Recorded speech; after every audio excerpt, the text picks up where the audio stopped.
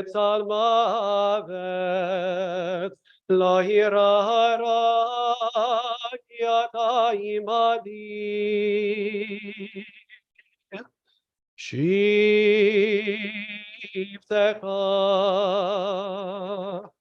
ומשענתך המה ינקמוני. תערוך לפני השולחן נגד צורריי. דישון טבע שמן ראשי כוסי רוויה. הטוב והחסד ירדפוני כל ימי חיי. ושבתי בבית אדוני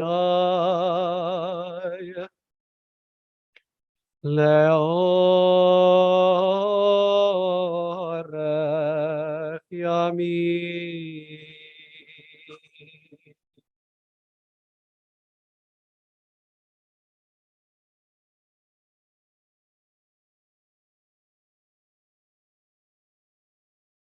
The Lord is my shepherd, I shall not want.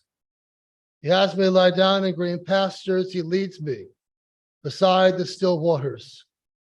He guides me on paths of righteousness. He revives my soul for the sake of his glory. Though I walk through the valley of the shadow of death, I fear no harm, for you are with me. Your staff and your rod do comfort me. You set a table in sight of my enemies. You anoint my head with oil, my cup overflows. Surely goodness and mercy shall follow me all the days of my life, and I shall abide in the house of the Lord forever. We gather today to bid farewell to our dear Lillian. And although the Mishnah states that the age of 80 is the age of strength, Lil defied that Talmudic wisdom by living to be over 100 years old. Even as her health diminished and the years took their toll, she had more vibrancy and verve than many people half her age. To encounter her was to experience her indefatigable spirit, her uncanny optimism, her positive outlook on life. In the Jewish tradition, when it's your birthday, people are supposed to say to you, Ad Mea Ve'esrim, until 120, which refers to Moses, who lived till 120. But there is a more recent adaptation of this birthday blessing, Ad Mea Ki'esrim, may you live until 100, feeling like you're 20. And for most of her 100 years, this blessing was showered upon her. At age 97, she was still driving, playing bridge 3 times a week, mahjong almost every day with different groups of people, doing chair yoga. Until the pandemic, she led a very active life. And I'm told she was also a wonderful cook. Well into her late 80s, she was still playing tennis, something that she did all through the years, and golf. And into her 90s, ping pong, beating everybody. Her reflexes were legendary. Some 5 to 7 years ago, she was briefly hospitalized and had to have rehab.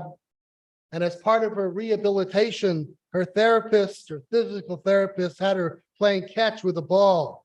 She was in a wheelchair. She crushed it. She was a master in full control.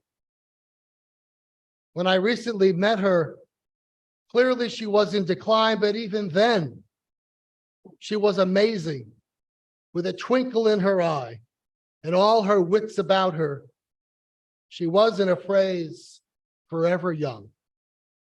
She possessed a quiet disposition and yet had the quality of presence. She had this innate gift of drawing people into the orbit of her life. She was friendly and exuded a remarkable warmth, graced by a generosity of spirit and kindness and humility. She almost never spoke ill of others. She lived out the aphorism of Rav Nachman, see the good in everyone and bring out the good in everyone. Everyone loved Lil. She was easy to like and easy to love. She was fun. She had a wry sense of humor, but never cruel or biting.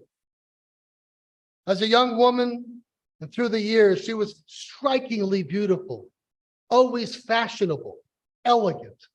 She carried herself with such poise and secure confidence, and yet she was approachable and down to earth. She defined and valued friendship, and she was adored by her many friends, which she had over the years, so many of whom were like family, some of whom she had known since she was a little girl. She cherished these lifelong and more recent relationships, which she nurtured and treasured. She possessed a keen and brilliant mind. She was an avid reader, devouring whatever books Judy and Jolie sent her way. She was very smart. There is no doubt that had she grown up in a different era, she could have easily been anything that she wanted to do. She never flaunted her abilities or her brilliance, nor sought attention. And although she was the more strong, silent type, she did not hesitate to express her opinion or share her point of view, especially if she felt something was amiss. She stood up for herself and what she believed was right and just, but she always did so graciously. She was a highly ethical person and believed in the sacred value of Tselem Elohim, that every person is created in the image of God, and therefore she believed everyone should be treated with respect and with dignity. She recognized people's foibles, but never held it against them. She accepted people for who they are. She was a giving, compassionate person. Years ago, when she was a bookkeeper for a neon light factory, she had an assistant. When the company had to downsize, instead of allowing her assistant to be terminated, Lil gave up her job so that her assistant B could keep the job that she had. Because as B put it, rather as Lil put it, the assistant needed the job more than she did. What a remarkable act of kindness. And in this case, the highest expression of tzedakah, which is to give someone a job. She was a proud Jew. She kept a kosher home, lit candles each Shabbos, was a member of a shul wherever she and Bernie lived, and was a member of sisterhood. And Toms River, B'nai Israel, became her spiritual home. She grew up with 5 older brothers in the Lower East Side of New York in a very small and cramped tenement. They were a large and close and loving family. They would all get together every summer at one of the brothers' homes. And in later years, Lil took over that role and was the glue that held the family together. There were Passover Seders and Thanksgiving gatherings. They shared so much over the years. She was very close to her siblings and their wives and families. Because of proximity, she shared a particularly close bond with her brother Maury and sister-in-law Gladys, both of blessed memory.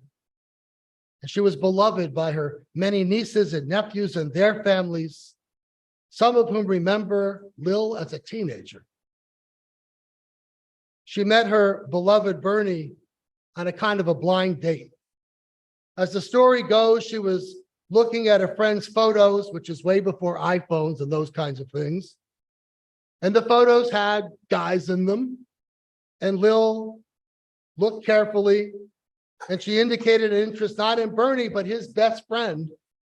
And so her friend gave Bernie Lil's phone number for her building and her photo to be delivered to his best friend. Well, Bernie would have nothing of it. He said, why should he get all the girls all the time? Well, Bernie took the 2-hour subway ride from Brooklyn to the Lower East Side, and he met Lil, and the rest is history. And they were married before he left for the service in 1944, and for 67 years, they shared in life's joys and sorrows. They had a beautiful marriage, raised a wonderful family. They had a tight-knit group of friends. Bernie and Lil loved to dance. The family recalls that they were known as dancing grandma and grandpa at Marissa's wedding. Lil and Bernie were hysterical together. She was Bernie's straight woman, his Gracie Allen. They were devoted to each other until Bernie's passing. Lil's family was at the center of her life. She was a devoted mother to Judy and to Joe. Judy, mom, was always loving and supportive. In later years, you and mom grew much closer. You trusted her judgment and would turn to her because mom would always know what to do. As mom declined, you made sure she lived out her years with care and dignity. Mom was always helpful through the years, and she babysat the kids when they were young. You recall one time when you and Bob had to be out of town. When you returned, you were prepared for chaos, but mom had it all under control. The kids were dressed, calmly watching TV, and when you entered, they just said, hi, mommy and daddy, as if you'd never left. And mom said, I'm going to take a stiff drink after all of this. Joe, you lived a long distance away, but talked to mom all the time and visited as much as you could. Mom visited you as well through the years. She always looked forward when you visited, and she was proud of your achievements and a constant presence in your life. You valued each other. As you put it, she was mom. Your mother taught you and your sister sacred values, honesty, integrity, sticking up for what is right, and treating people with respect. And Bob and Jolie share in this loss. Bob, you were like the son to Lil, who was so loving. You had a lot of respect for her. Before she was sick, you would do things together. You always listened to what she and Bernie had to say because you respected them so much. And when mom's health failed, you spent a lot of time with her. You took her to family gatherings. Jolie, mom treated you like a daughter. She was loving. You always felt the closeness and her warmth. And you both loved a good Bloody Mary. She meant a lot to you. And Lil was blessed with grandchildren and great-grandchildren who gave her such nachas. Marissa and Dean, Natalie and Miro, Adam and Margaret, Molly and Joe, Matt and Ja, great-grandchildren, Danny, Sophie, Xavier, Benedict, Louis, and Jack. She was a special grandma and a special booby who doted on you and showered you all with such love. In Kabbalah and Jewish mysticism, the word for God, Adonai, when spelled out fully with its constituent letters, has the numerical equivalent of 100. Rabbi Abraham Joshua Heschel taught, God is invisible, but my mother is his presence. Lil lived on this earth with grace, dignity, and joy and love for 100 years. Her life was a testament to the presence of God in this world. And now the great author of life has reclaimed his sacred gift. In this week's Torah reading comes the most famous blessing in Judaism, the threefold priestly blessing, which concludes, may God grant you shalom. May God grant you peace. Lil lived a long, independent, and beautiful life. And although I know we are all deeply saddened by her passing, she has now been granted the blessing of everlasting shalom, of everlasting peace. Tehei zichronah livracha. May her memory be for a blessing, and may her soul be bound up in the bonds of life eternal. And let us all say, Amen. I call forward now Bob, share some thoughts, followed by the grandchildren.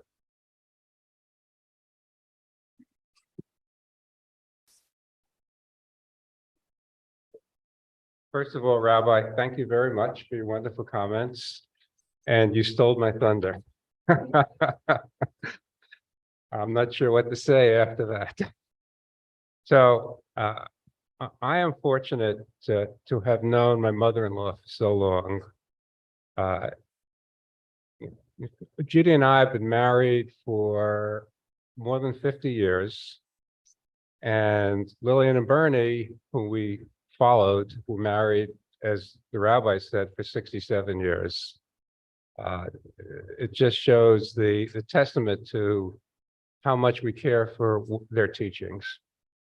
She was born March 23rd, 1923, and she died May 28th, 2023. So when we tell people the age, we have to put the first two digits in there. She lived 100 good years. When she was born, the best-selling car in the United States was the Ford Model T. She was born before television was invented. When she was asked what invention was the best for her, she said the microwave. She was a loving wife, beloved mother to two,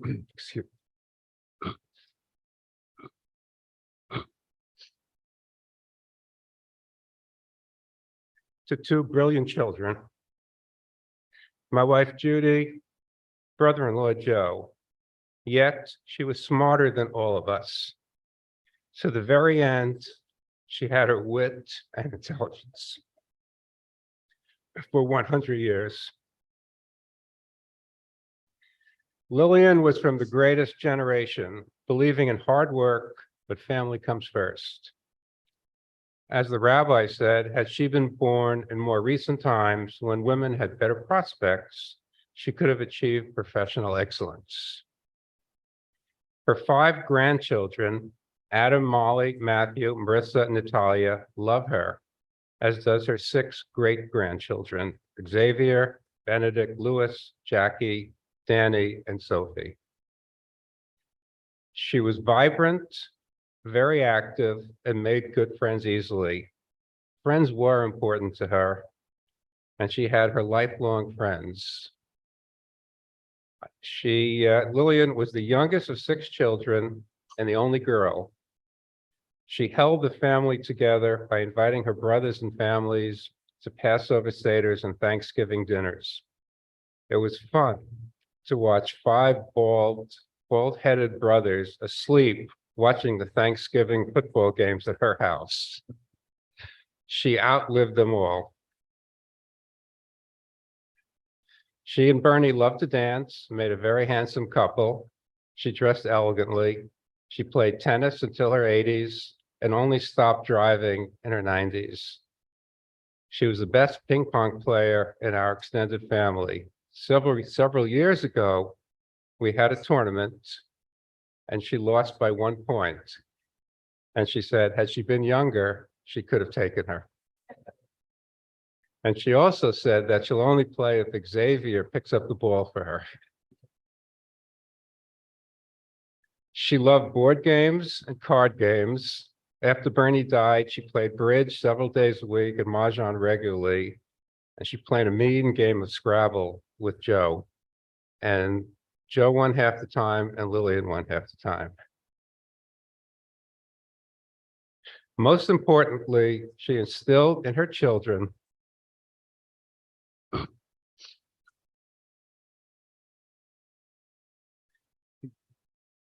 values, excuse me, the values of ethics, working hard, friendship, and family.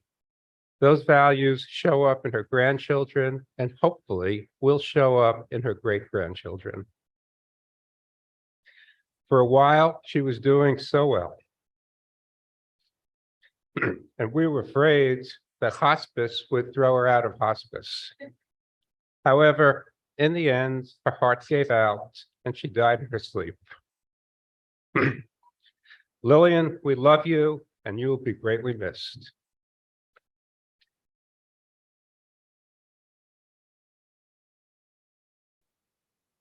Devarim min halev, yotzim lalev, words from the heart and to the heart. Thank you so much, Bob, for those beautiful words. And now I'm going to call upon grandchildren to share thoughts.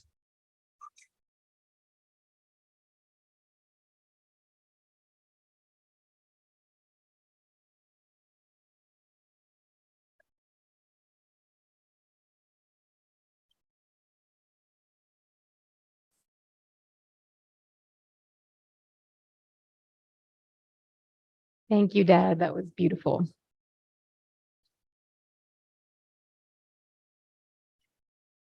There's a theme to this. My grandmother, Lillian Brill, lived 100 years. She lived through the Great Depression, lived through World War II, and a pandemic. So to say that she is strong, smart, and worldly is an understatement. With such a rich, full, and long life, it's hard to distill that into a speech, but I'm honored to share a few big and small moments that I cherish with the goal of leaving everyone here with a sense of who my grandma was and who she was to me. While I wasn't around for this portion of her life, I loved hearing her tell stories about working in a lumber yard, growing up the baby of the family with 5 older brothers, and living all over New York City, including the Lower East Side, Brooklyn, and Queens. In terms of my childhood memories,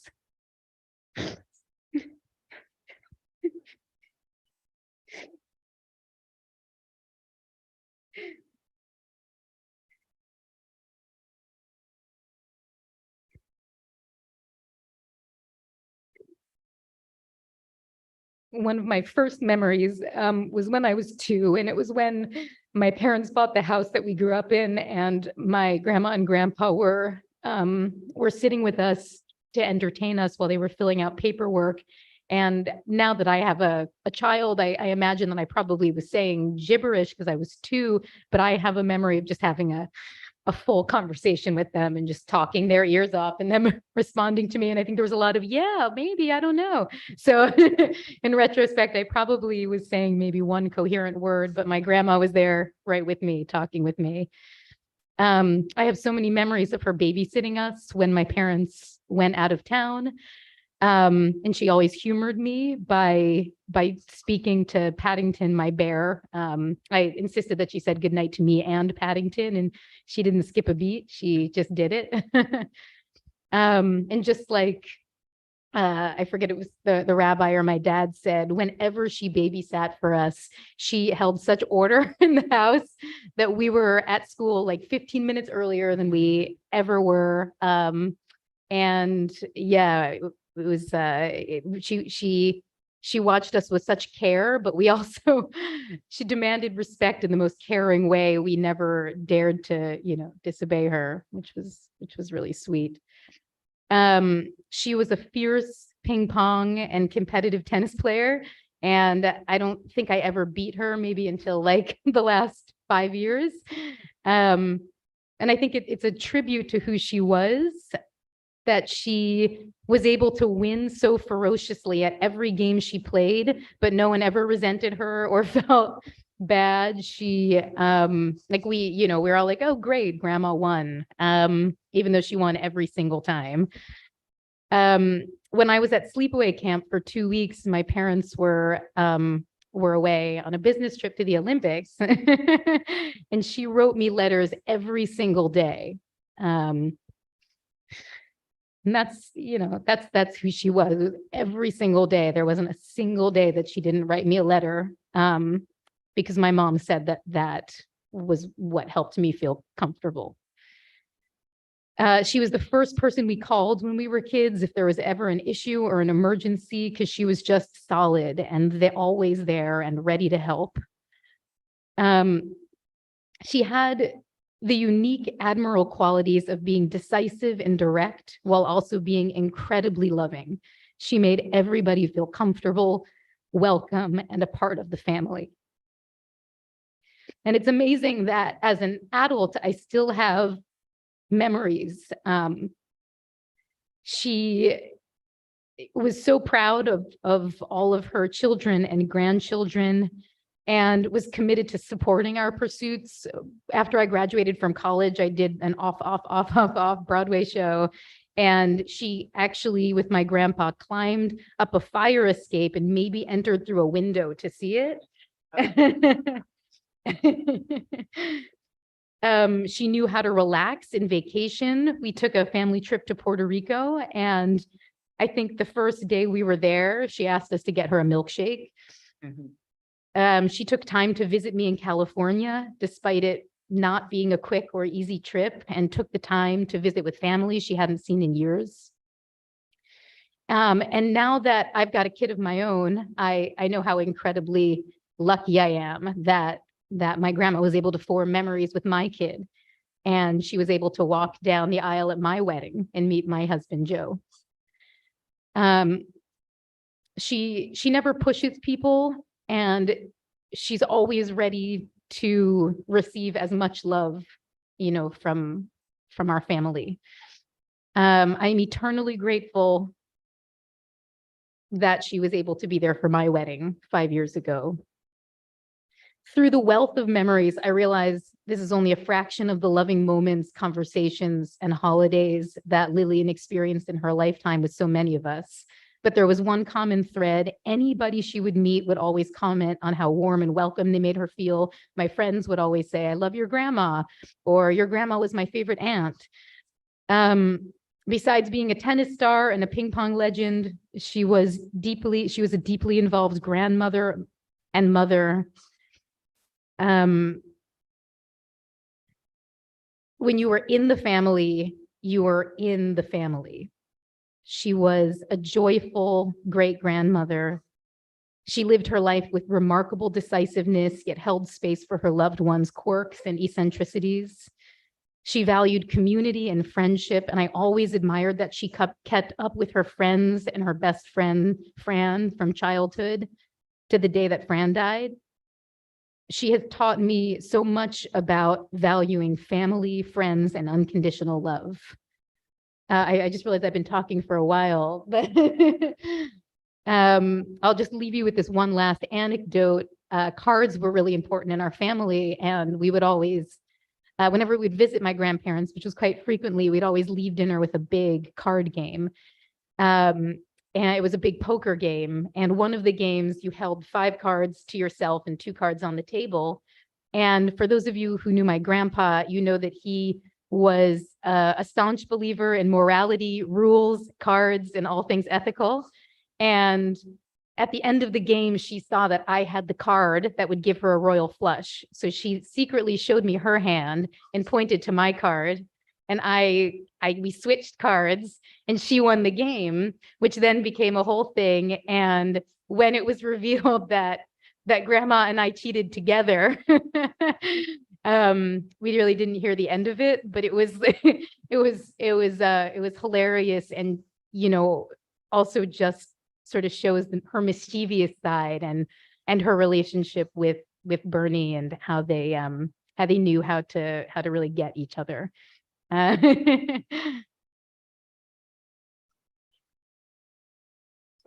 that was nice, and everybody's news have been very nice so far. I'll just keep it kind of brief. It's funny you mentioned the card game, because that's one of my most fond memories of her.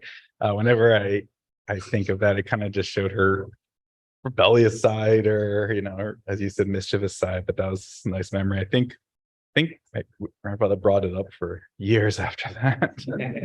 But yeah, as everyone knew her, she was a very lovely person. She was full of life and kindness, and very well-spirited. She loved her games and her friends, and most of all, family. I mean, as Molly said, the common thread was just how close with everyone she was.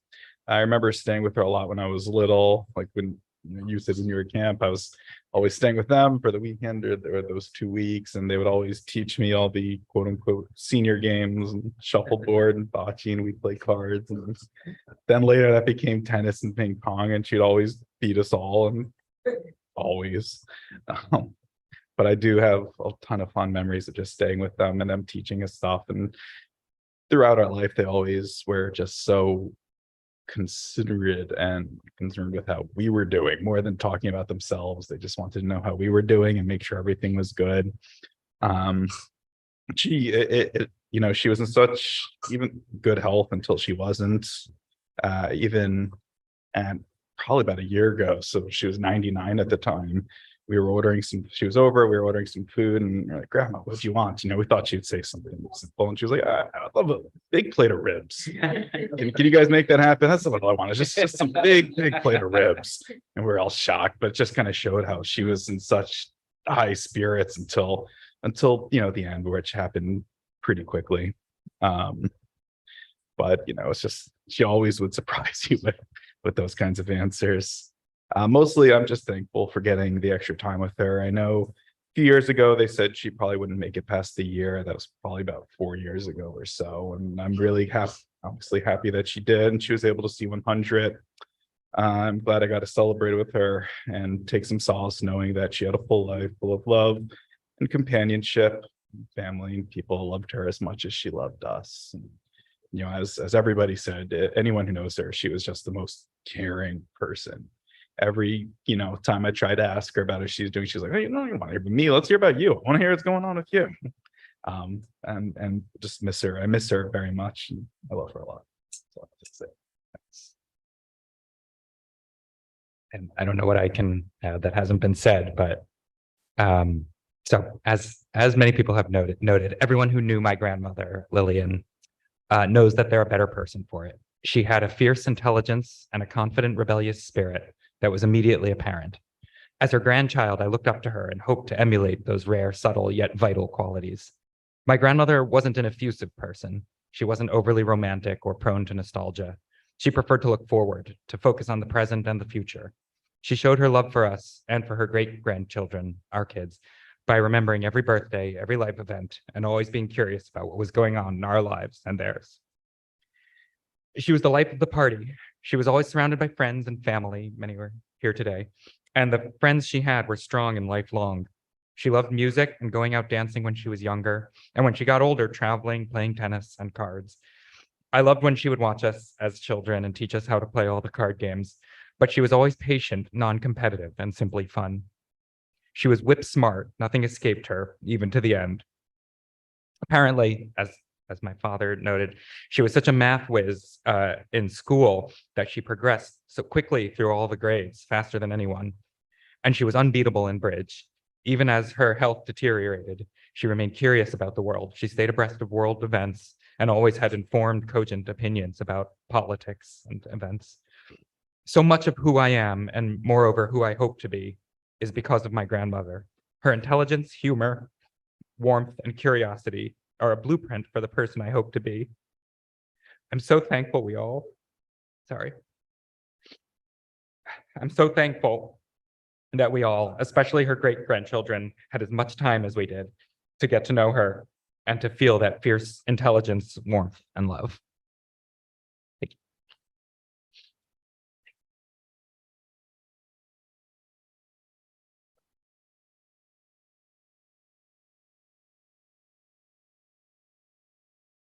Very touching, such beautiful words, and I'm sure your grandmother would be so proud of you.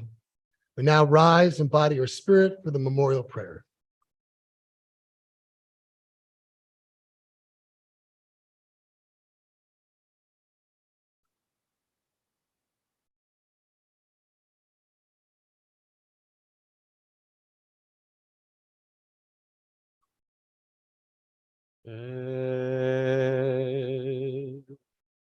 Male rakami shochen ma meromi Amse ya menu khane khona תחת כנפי השכינה, במעלות קדושים וטהורים, כזוהר רקיע מזהירים. את נשמת לאה בת אשר ומלכה, שעלך לעולמה, בגן עדן מנוחתה.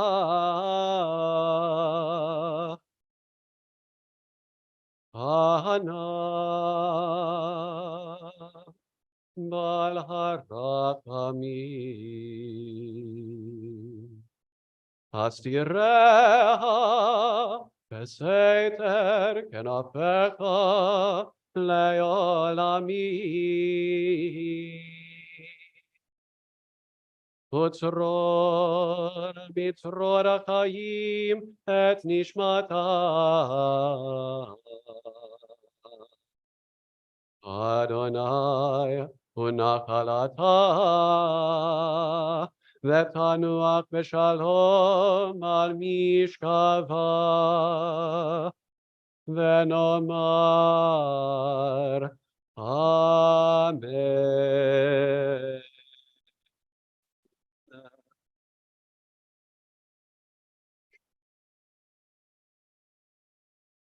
El Malay Rachamim, God is full of compassion. Grant perfect peace in your sheltering presence among the holy and the pure, to the soul of our beloved Lillian, who is gone now to her eternal home. Master, we beseech you, remember all the worthy and righteous deeds that she performed in the land of the living. May her soul be bound up in the bonds of life eternal. God is her portion. May she rest in peace. And let us say,